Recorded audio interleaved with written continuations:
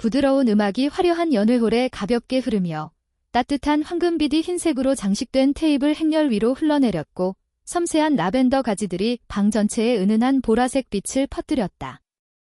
유리잔이 부딪히는 소리가 들리고 웃음이 터져나왔으며 기쁨에 찬 눈동자들이 축하의 빛으로 반짝였다. 모두가 이 밤이 아름다운 결혼의 시작이라고 진심으로 믿었다. 그리고 나서는 그 모든 중심에 서 있는 신부였다. 나도 한때는 그걸 믿었다. 나는 춤추는 바닥에서 잠시 발을 떼었다. 결혼식 드레스가 광택나는 나무 바닥을 연기처럼 미끄러지며 지나갔다. 나는 공기가 필요했다. 환호와 웃음, 끊임없는 카메라 플래시로부터의 짧은 휴식이, 두꺼운 커튼 뒤에서 흰 꽃으로 장식된 통로를 가리는 곳에서 나는 머리카락에서 미끄러지는 베일을 고쳐 잡았다. 그때 나는 그 소리를 들었다. 너는 더 나은 사람을 찾을 수 있어. 강희 그녀는 너무 순진해. 그건 민재였다. 강의 이복 형제. 2시간 전만 해도 내 남편이 된 그 강이었다. 나는 얼어붙었다. 손에 든 꽃다발이 갑자기 100파운드나 되는 것처럼 느껴졌다.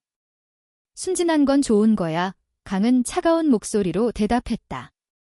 적어도 그녀는 어디로도 가지 않을 테니까. 내가 잘못 들은 걸까? 하지만 아니었다. 모든 말이 명확하게 틀림없이 들렸다. 강은 심지어 부드럽고 자신감 넘치는 웃음을 지었다. 모든 카드를 쥐고 있는 남자의 모습이었다. 민재가 합세했다. 정확해. 이제 그녀는 내 손에 잡혔어. 완벽한 남편 역할을 계속해.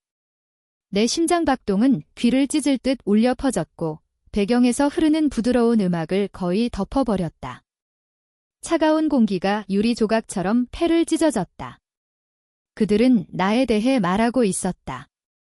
방금 결혼 서약을 한 여자에 대해. 그 여자는 이 날이 인생에서 가장 성스러운 날이라고 믿었다. 그들은 내가 바로 그곳에 서서 그들의 무심하고 잔인한 말로 내 가치를 무너뜨리는 것을 듣고 있다는 걸 몰랐다. 나는 바로 홀로 들어가 모든 손님들 앞에서 그들을 폭로해야 했다. 하지만 나는 움직이지 못했다. 입술이 떨리지만 침묵을 지켰다. 나는 강을 사랑했다. 그를 믿었다. 내 가장 취약한 부분을 의심 없이 모두 내어주었다. 민재는 나를 좋아하지 않았다는 건 분명했지만 그가 잔인한 소극의 주모자일 거라고는 상상도 못했다. 내가 무지한 인형으로 캐스팅된. 입술을 깨물며 눈시울에 차오르는 눈물을 참았다. 그때 갑자기 생각 하나가 번쩍였다. 유리 조각처럼 날카롭고 차가운 생각. 그들은 내가 떠나지 않을 거라고 생각했을 거야. 내가 쉽게 속고, 쉽게 지키고, 쉽게 부서질 수 있는 사람이라고. 거의 웃음이 터질 뻔했다. 그들은 내가 진짜로 누구인지 몰랐어. 조용히 돌아서서 축하의 분위기로 다시 들어섰다. 표정은 완벽했다. 친구가 다가와 축하를 건네기 직전에 미소가 피어났다. 아무도 의심하지 않았다. 모두 여전히 내가 완벽한 사랑 이야기 속 빛나는 신부라고 믿고 있었다. 방 건너편에서 강은 친구들과 웃으며 결혼 반지에서 반사되는 빛을 받아 웃고 있었다. 민재는 근처에 서서 평소와 같은 자만감으로 서 있었다. 나는 천천히 그들에게 걸어갔다. 어깨를 펴고 턱을 들어올리며 모든 걸 의도적으로 걸었다. 마치 아무것도 듣지 못한 것처럼. 강이 먼저 나를 보았다.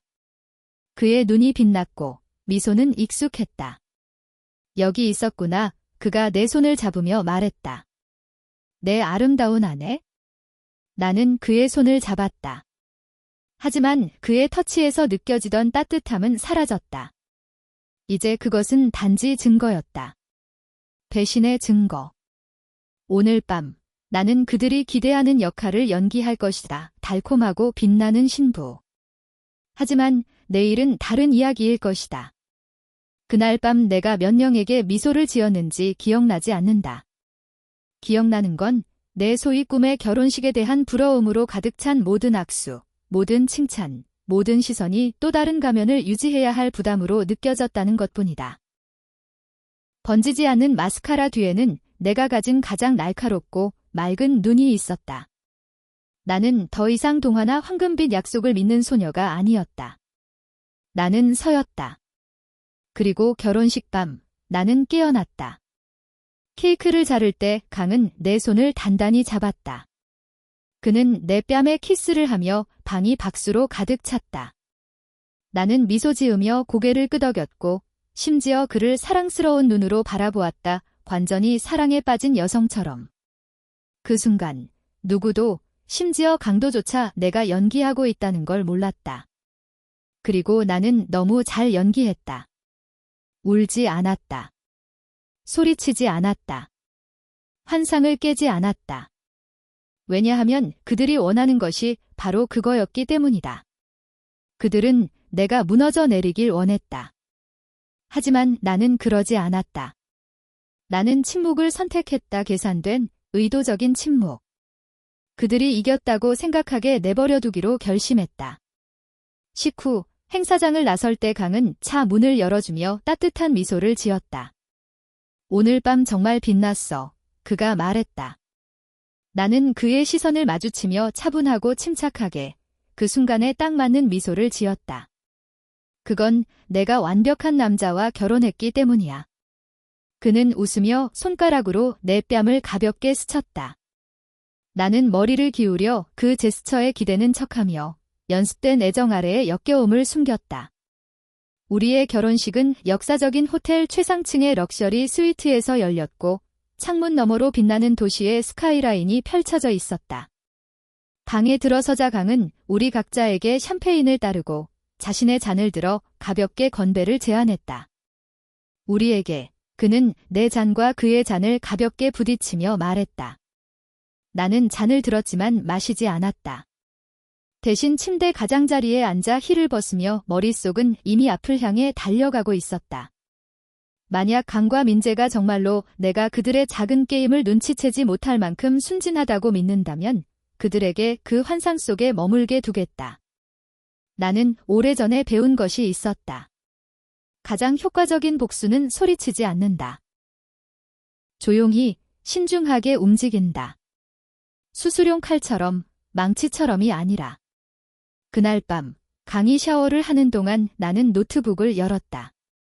받은 편지함에는 읽지 않은 이메일 몇 통이 기다리고 있었다. 대부분은 이 결혼을 계획하기 위해 떠난 미디어 회사 전 동료들로부터였다. 그 중에는 강을 위해 한 번 거절한 기밀 제안서가 있었다. 하지만 이제 나를 막을 것은 아무것도 없었다. 답장 버튼을 눌렀다. 손가락이 키보드 위를 빠르게 움직였다. 이번에는 훨씬 더 설득력 있는 이야기를 들려줄 수 있었다. 강이 욕실에서 나와 머리에서 김이 올라오며 허리에 수건을 느슨하게 감은 채로 나왔다. 그는 내 옆에 앉아 부드럽게 어깨에 손을 얹었다. 괜찮아. 조금 피곤해 보여. 나는 그를 향해 고개를 돌렸다. 표정은 부드럽고 목소리는 안개처럼 가벼웠다. 그냥 감정이 복잡한 날이었어. 행복해. 그는 미소 지으며 자신이 여전히 통제권을 잡고 있다고 확신했다. 그리고 나는 그에게 그렇게 믿게 두었다. 다음 아침, 나는 그보다 먼저 일어났다. 창가에 서서 먼 건물 위로 뻗어가는 일출을 바라보며 이미 머릿속에서 계획을 짜기 시작했다. 민재의 옛 동료들과 연락해야 했다. 그들의 사업이 가장 약한 부분이 어디인지, 그리고 그들을 압박할 수 있는 사람이 누구인지 알아내야 했다. 시간은 제한적이었지만 필요한 것은 많지 않았다. 기어가 움직이기 시작하면 기계는 스스로 돌아갈 것이다.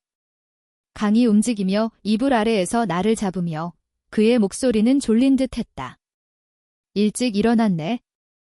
나는 침대로 돌아가 그의 머리를 익숙한 손길로 쓸어내렸다. 우리 결혼의 첫 일출을 보고 싶어서요. 그는 미소 지으며 나를 가까이 끌어당겼다. 그리고 나는 이미 보낼 이메일, 할 전화, 빛으로 끌어낼 비밀들을 계획하고 있었다. 강은 내가 그에게 속해 있다고 생각했을지 모르지만 그가 민재에게 말한 것을 듣자마자 나는 완전히 다른 사람이 되었다. 더 차갑고 날카로운 그리고 준비된 사람. 결혼 후 3일 후 강은 사무실로 돌아왔고 나는 계획의 첫 단계에 공식적으로 들어섰다. 관찰하고 기억하기. 매 아침 일찍 일어나 그의 커피를 내리고 그가 나갈 때 볼에 키스를 하며 꿈속에서 사는 여자처럼 미소 지었다. 결혼식 초대장에 나온 신부처럼. 하지만 현관문이 닫히는 순간 나는 변신했다. 더 이상 사랑스러운 아내, 커튼 뒤에서 실을 당기는 전략가였다. 먼저 그의 노트북부터 시작했다. 강은 잠들기 전에 노트북을 침대에 열어두는 습관이 있었다. 내게 그의 일에 관심이 없을 거라고 생각했기 때문이다. 그 가정은 내 가장 큰 무기가 되었다. 어느 아침, 그가 샤워를 하는 동안 앉아서 비밀번호를 추측했다. 두 번째 시도만에 맞췄다. 그의 어머니의 강아지 이름에 민재의 생일을 더한 것이었다. 수시 남은 업무 관련 메시지로 가득 차 있었다. 보고서, 투자 업데이트, 파트너십 초대장. 직도 내가 지난 금요일 감사해요. 라는 제목의 이메일 스레드를 발견할 때까지. 발신자는? 내가 들어본 적 없는 사람 튠다헤 S. 첫 문장만으로도 내 피가 얼어붙었다. 지난 주말 내내 당신의 향수 냄새가 났어요. 선은 못 느꼈죠? 내 손은 떨리지 않았다. 차분히 스크린샷을 찍어 개인정보와 연결되지 않은 안전한 백업 이메일로 보냈다. 그 후 로그아웃했다. 흔적은 하나도 남기지 않았다. 하지만 나는 끝나지 않았다. 강은 아침 디톡스 음료를 만들 때 종종 휴대폰을 아침 식탁에 두고 갔다. 어느 날 화면에 알림이 떴다. 민재로부터 메시지 업데이트가 있습니다. 조용히 휴대폰을 집어들고 대화 내용을 스크롤했다. 그들은 각본을 쓴 연극의 공동 감독처럼 메시지를 주고받고 있었다. 민재, 그녀가 의심하지 않을까? 강, 전혀. 선은 정말 좋은 사람이에요. 그냥 역할에 충실하세요. 윤다혜가 이혼 신청을 언제 할 거냐고 물어보네요. 하지만 너희는 방금 결혼했잖아. 민재의 목소리가 나쁜 농담처럼 날카롭게 들렸다. 좀 충돌이 있네, 허. 강의 대답은 매너로 감싼 얼음 같았다. 그녀가 원하는 대로 믿게 두세요. 먼저 돈 흐름을 안정적으로 유지하는 게 중요해요. 나는 목이 메어 삼켰다. 상처 때문이 아니라 그 무모함에. 그들은 단순히 잔인한 게 아니었다. 나를 그저 소품처럼, 방패처럼, 그들의 보드 위의 말처럼 말하는 거였다. 차분히 메시지를 에어드롭으로 내 전화로 전송한 후 디지털 흔적을 지우고 강이 놓은 자리에 정확히 그의 전화를 돌려놓았다. 그날 저녁, 강은 나를 발코니로 초대해 저녁을 함께 먹자고 했다. 도시의 불빛이 우리 아래에서 반짝이는 가운데 그는 마이애미로 투자 부서를 확장하는 것에 대해 열정적으로 이야기하기 시작했다. 우리 두 사람의 이름이 함께 들어가야 해. 그는 따뜻하게 미소 지으며 말했다. 더 강해 보일 거야, 진짜 파워 커플처럼. 그의 눈은 부드럽고 가짜 진심으로 가득 차 있었다. 당신을 믿어요. 라고 대답하며 그가 모르는 미래를 이미 다시 쓰고 있는 내 마음을 숨기며 와인 잔을 들어 건배를 제안했다. 그가 확장 계획을 이야기하는 동안 나는 그가 무의식적으로 제공한 금융 시스템의 접근 경로를 계획하고 있었다.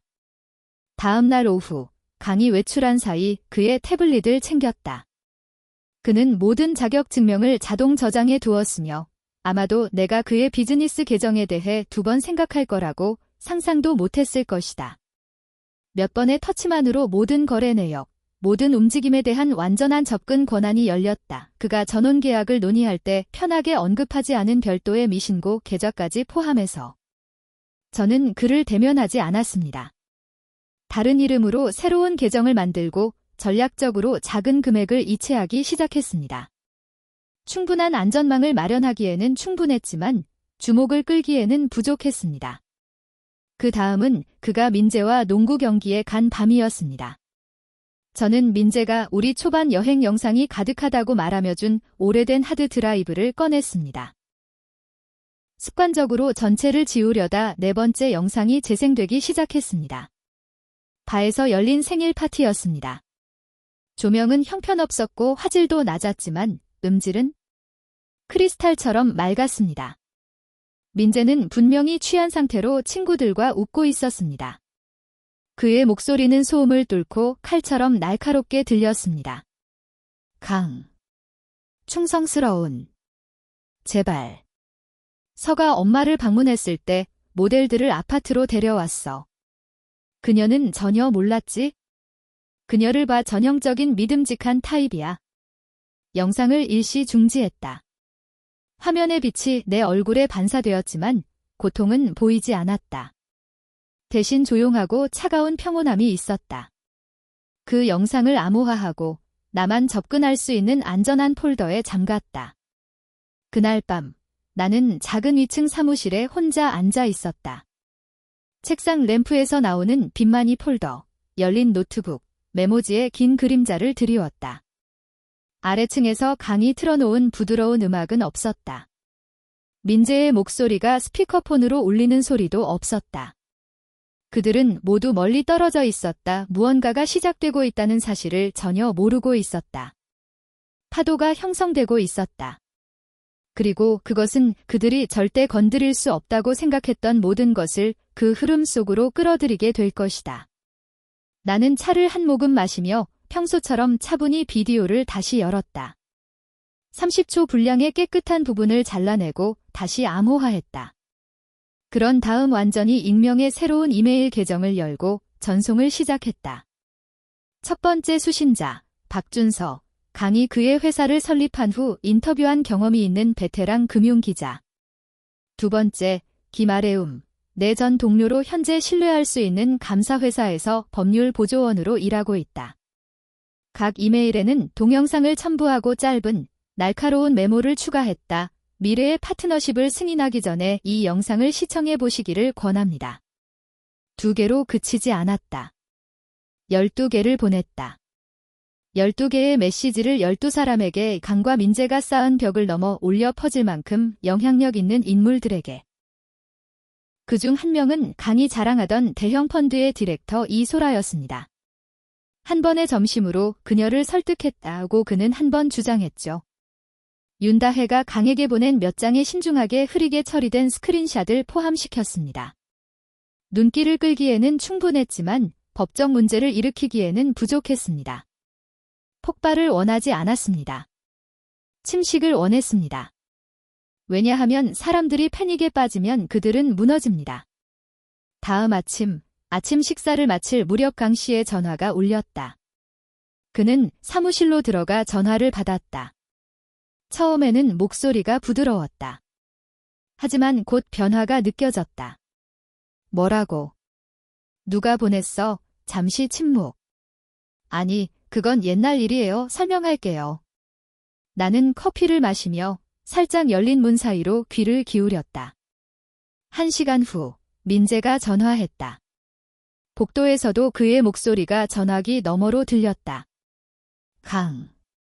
누가 우리를 방해하는 거야? 그 영상 지웠어. 지금 누가 가지고 있어? 누가? 강은 대답하지 않았다. 그의 얼굴은 유령처럼 창백해졌고 한 손으로 머리를 움켜쥐고 있었다. 그는 전화를 끊으며 내 쪽을 한 번도 보지 않았다. 하지만 나는 봤다. 그의 눈에서 오만함이 사라지고 그 자리를 훨씬 더 취약한 것 두려움이 차지했다. 정오가 되자 소문이 이미 퍼지기 시작했다. 김은 보조번호로 메시지를 보냈다. 단 한 문장, 이걸 끝까지 가려고 하는 거야? 나는 답하지 않았다. 대신 박준서의 최신 게시물을 좋아했다. 강력한 사람들이 신뢰를 지렛대로 삼아 투자자를 조작하는 위험을 암시하는 모호한 기사였다. 그날 저녁, 강이 일찍 집에 돌아왔다. 무언가가 풀리기 시작하고 있었다. 강은 나를 직접적으로 비난하지 않았다. 대신 어느 저녁에 가볍게 물었다. 나에 대해 어떤 소문이라도 들었어? 나는 머리를 살짝 기울이며 그의 팔에 손을 가볍게 얹었다. 무슨 뜻이에요? 그냥 나랑 민재에 대한 말도 안 되는 소문이 돌고 있대. 아. 나는 부드럽게 미소 지으며 표정은 완벽히 평온했다. 오해일 거예요. 당신 같은 사람에 대해 누가 거짓말을 만들겠어요? 그는 나를 바라보았다. 잠시 동안. 그리고 시선을 내렸다. 결혼 이후로 그가 내 눈을 마주치지 못한 첫 순간이었다. 그날 밤 그가 잠들자마자 다시 그의 전화기를 집어들었다. 클라우드 백업 앱을 열었다. 모든 것이 거기에 있었다. 사진, 메시지, 통화 기록. 그가 전혀 모르게 동기화되어 있었다. 윤다혜와의 메시지 화면을 더 다운로드해 저장한 후 모든 흔적을 지웠다. 게임은 공식적으로 시작되었다. 그리고 나는 이미 세수 앞서 있었다. 내일, 나는 새로운 메시지를 보낼 계획이었다. 이번에는 강씨 회사 내 감사팀에게 보낼 메시지였다. 단순히 가벼운 경고였다. 투자 자금의 부적절한 사용에 대한 조용한 힌트. 그게 더 큰 파장을 일으키기에 충분할 거라고 알았다. 나는 소리치지 않아도 됐다. 단순히 적절한 균열을 계속 두드릴 뿐이었다. 결국 전체 기반이 갈라지기 시작할 때까지. 곧 강과 민재가 자신들을 변명하려 할 것이다. 그들은 내가 영원히 침묵할 거라고 믿으며 안심하고 있었다. 하지만 그들은 계산착오를 저질렀다. 그들은 잘못된 여자를 골랐다. 그날 아침, 나는 옛 도시 구역에 위치한 좋아하는 카페에 앉아 있었다. 내 노트북은 앞에 열려 있었고, 옆에는 새로 인쇄한 파일이 놓여 있었다. 주변에는 평소와 같은 아침의 소란스러움이 흘렀다. 키보드 타자 소리, 숟가락이 컵에 부딪히는 소리, 낮은 비즈니스 대화의 소음. 모든 것이 평범해 보였습니다. 단 한 가지 제외하고. 내 앞에 놓인 파일은 3주간의 추적 결과였습니다. 민재의 의심스러운 개인 투자, 수상한 자금 이체, 모두 오스틴의 부동산 개발 프로젝트와 연결되어 있었습니다. 우연히도 강 씨의 회사가 최근 지원한 동일한 프로젝트들이었습니다. 모든 것이 상세히 기록되어 있었다. 내부 문서, 이메일, 스크린샷. 민재는 무심코 일부를 강 씨의 공동 계정에 동기화시켰고, 내가 그 계정에 완전한 접근 권한을 가지고 있다는 사실을 깨닫지 못했다. 한 번의 클릭으로 통제권이 넘어갔다. 나는 파일을 증권위원회 조사팀에 보냈다. 두 번째 사보는 박준서 기자가 최근 첫 기사를 발표한 주요 금융 뉴스 매체로 전송했다. 간단한 메시지를 추가했습니다. 추가 확인이 필요하면 협조하겠습니다. 1시간도 채 되지 않아 헤드라인에 올랐습니다. 웨스트워드 그룹, 오스틴 부동산 거래를 통한 자금 세탁 혐의로 조사 중. 저는 차분히 카푸치노를 한 모금 마셨습니다. 민재의 이름이 언론에 처음 등장했습니다. 영향력 있는 리더가 아닌 혐의의 주모자로. 오후가 되자 뉴스는 에브리웨어에 퍼졌다. 마른 들판에 불이 번지듯 확산되었다. 강이 일찍 집에 돌아왔다. 그의 얼굴은 창백했고 전화가 끊임없이 울리고 있었다. 그는 거실을 오가며 전화에 대고 속삭였고 매번 전화가 울릴 때마다 더 혼란스러워 보였다. 이 일에 대해 알고 있니? 그는 3번 연속으로 통화를 한 후 쉰 목소리로 물었다. 나는 부엌 문가에 서서 수건으로 손을 닦고 있었다. 무슨 일이에요? 민재. 회사. 누군가 내부 파일을 보냈어요. 거래 내역이에요. 모두 제가 연루되었다고 생각하고 있어요. 나는 멈춰서 그의 눈을 똑바로 바라보았다. 당신이 걱정하는 건 무죄이기 때문인가요? 아니면 설명할 수 없는 일이 있다는 걸 알고 있기 때문인가요? 강은 얼어붙었다. 그가 처음으로 대답하지 못했다. 그날 저녁, 그가 위층으로 올라가자 나는 휴대폰을 확인했다. 화면에 메시지가 떴다. 지훈이었다. 혼란 위에서 항상 움직이며 그림자가 모든 것을 숨길 거라고 믿던 그 사람. 우리 이야기해야 해. 뭘 하고 있어? 나는 답하지 않았다. 다음 날, 언론의 소동이 더욱 거세졌다. 박의 최신 기사가 바이럴이 되었다. 24시간 만에 8,000회 이상 공유되었다. 제목은 강렬했다. 금융제국의 어두운 면. 신부인가? 내부 고발자인가? 더 이상 은근하지 않았다. 곧 강이 부엌에서 나를 찾았다. 이번에는 그의 공포가 분명했다. 그는 숨기려고 하지 않았다. 그는 평소보다 낮은 목소리로 말했다. 너였지? 그렇지. 나는 차분히 커피를 내려놓고 그를 똑바로 바라보았다. 만약 내가 쟤라고 말했다면? 그는 목을 삼켰다. 나는 더 가까이 다가갔다 쥐협하기 위해서가 아니라 그동안 속으로 쌓아온 모든 것을 놓기 위해서였다. 소리는 없었다. 드라마틱한 대립도 없었다. 그저 조용한 진실뿐이었다. 왜냐하면 당신은 내가 결코 맞서지 않을 거라고 생각했기 때문이야. 왜냐하면 당신은 내가 상상한 완벽한 삶 속의 소품처럼 나를 대했기 때문이야. 왜냐하면 당신과 민재는 내 신뢰를 게임으로 삼았기 때문이야. 그리고 무엇보다 되냐하면 당신은 내가 진실을 밝혀낼 만큼 똑똑하지 않다고 믿었기 때문이야. 그는 뒤로 물러섰고 그의 눈동자 뒤에 공포가 번쩍였다. 당신은 모든 것을 파괴하고 있어? 나는 차분하고 침착하게 미소 지었다. 아니요, 나는 단지 가면을 벗고 있을 뿐이에요. 그때 전화가 울렸다. 민재였다. 그는 내가 강 옆에 서 있다는 걸 몰랐기 때문에 그의 목소리가 크게 들렸다. 그녀가 모든 걸 알고 있어요. 서가 모두 보냈어요. 누군가 뭔가를 해야 해요. 나는 차분히 강으로부터 전화를 받아 테이블에 조심스럽게 놓았고 민재의 공포가 방 안에 울려 퍼졌다. 나는 강을 향해 돌아서서 머리를 살짝 기울이며 조용히 단호하게 말했다. 이제 내가 어떤 기분인지 알겠지. 감시당하는 것, 이용당하는 것. 그는 대답하지 않았다. 단지 자신의 집에서 낯선 사람처럼 나를 쳐다보았다. 그리고 모충 의미에서 나는 정말로 낯선 이였다. 그가 결혼했다고 믿었던 달콤하게 웃고 침묵을 지키며 모든 것에 순응하던 그 사람은 사라졌다. 지후는 예상보다 더 빨리 무너졌다. 최대 투자자가 철수한 후 민재는 내부 시스템 결함을 탓하는 절박한 전사 직원 이메일을 보냈다. 하지만 아무도 믿지 않았다. 분명했다. 이것은 단순한 기술적 오류가 아니었다. 직격탄이었다. 정확히 오전 2시 17분 나는 최종 메시지를 보냈다. 그들의 제국이 구원될 수 없다는 것을 깨달은 순간이었다. 이번에는 가명을 사용하지 않았다. 번호 계정도 없었다.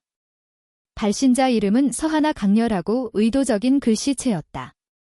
모든 것을 첨부했다. 민재가 투자 자금을 조작했다고 자랑하는 음성 클립.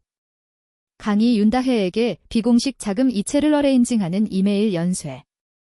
의심스러운 내부 거래를 상세히 기록한 스프레드시트. 각 거래는 추적되었고 강이 내가 찾을 거라고 생각하지 않았던 데이터로 뒷받침되었다. 그들이 수년간 완벽하게 구축한 환상을 무너뜨린 사람이 누구인지 정확히 알기를 원했다. 3시간 후 파이낸셜 트리뷴이 기사를 보도했다. 헤드라인이 홈페이지에 번쩍였다. 웨스트워드 그룹에서 자금 세탁 증거 확인. 내부자가 엘리트 금융권 비밀 폭로. 원본 이메일에서 캡처된 흐릿한 스크린샷이 기사 속에 등장했습니다. 제 이름이 명확히 표시되어 있었습니다. 그 한 장의 이미지가 눈사태를 일으켰습니다. 민재의 소셜미디어 계정이 일야지간에 사라졌습니다. 강 씨의 사무실이 압수수색을 받았습니다. 파트너십이 붕괴되었습니다. 회사의 최대 투자자가 즉각적인 지원을 중단한다는 내용의 보도자료를 발표했습니다. 48시간 만에 제국은 무너졌습니다. 민재도 강도 사무실에 나타나지 않았습니다. 어떤 모습도 어떤 발언도 없었습니다. 단지 침묵뿐이었습니다. 다음 아침 저는 강 집을 영원히 떠난 후 조용히 임대해 이사한 작은 해변 아파트에서 깨어났습니다. 햇빛이 창문을 통해 쏟아져 들어왔다. 파도가 해안에 부딪히는 소리는 긴 혼란스러운 공연의 마지막에 울리는 차분하고 꾸준한 드럼 소리와 같았다. 커피를 만들고 휴대폰을 확인했다. 새 이메일 하나, 발신자. 강태양. 제목, 당신이 답장하지 않을 거라는 걸 알지만 이 말을 해야겠다. 천천히 읽었다. 어떻게 그걸 해냈는지 모르겠다. 모든 것이 너무 빨리 무너져서 반응할 시간도 없었다. 하지만 내가 가장 슬퍼하는 건 회사도 언론도 아니다. 너다. 나는 교만했고 눈이 멀었다. 그리고 가장 나쁜 건 나를 진심으로 사랑해준 유일한 사람을 상처 입혔다는 거다. 사랑해. 과거의 이기적인 사랑이 아니라 너에게 어울리는 사람이 되기 위해 놓친 모든 기회를 후회하게 만드는 사랑으로. 만약 내가 다시는 나에게 말하지 않더라도 이 말을 알아주길 원해. 강 전화를 내려놓았다. 시선은 아무것도 향하지 않았다. 눈물은 흐르지 않았다. 분노도 일지 않았다. 단지 폭풍이 지나간 후의 마지막 파도처럼 조용한 평온함만이 남아있었다. 이메일을 다시 열었고 아래로 스크롤해 삭제했다. 용서를 구하러 온 게 아니었다. 내가 원했던 것은 이미 얻었다. 인내, 명확함, 그리고 자기 신뢰로. 그날 오후 나는 조용한 확신으로 우체국으로 걸어가 성을 바꾸는 서류를 제출했다. 서태양은 내가 선택한 이름이 아니었고 이제 누구에게도 빚진 것이 없었다. 도시를 떠날 때 나는 꿈꿔왔던 책을 쓰기 위한 초고로 가득 찬 폴더와 가방 하나만을 가지고 갔다. 결혼식 드레스와 서약 뒤에 나는 내 이야기를 다시 쓸 것이다. 부서진 사람으로서가 아니라 견디고 맞서 싸우고 자유로이 일어난 사람으로서. 버스는 정확히 오후 5시 30분에 출발했다. 창가 좌석을 선택하고 먼지와 빛에 살짝 흐려진 도시의 스카이라인이 뒤로 사라지는 모습을 지켜보았다. 누구도 내가 어디로 가는지를 몰랐다. 그리고 이번에는 그것이 정확히 내가 원했던 것이었다. 왜냐하면 나는 더 이상 다른 사람을 위해 살지 않았기 때문이다. 나는 마침내 나를 위해 살고 있었다. 서 씨의 이야기는 단순히 복수에 관한 것이 아니다. 그것은 여성이 자신의 가치를 되찾을 때 일어나는 강력한 증언이다. 그녀는 분노로 모든 것을 불태우지 않았습니다. 그녀는 거짓말을 정밀함, 지능, 그리고 인내로 해체했습니다. 이것은 파괴가 아니었습니다. 해방이었습니다. 그녀의 여정은 진실을 선택하고 자신을 선택할 때 아무도 당신의 결말을 쓸 수 없다는 것을 상기시켜줍니다. 서 씨의 이야기에 대해 어떻게 생각하시나요? 그녀는 차가웠나요? 아니면 승리의 모든 단계를 정당하게 얻었나요? 댓글로 생각을 공유해주세요. 그리고 더 많은 감동적인 가족 이야기를 위해 채널을 구독해주세요.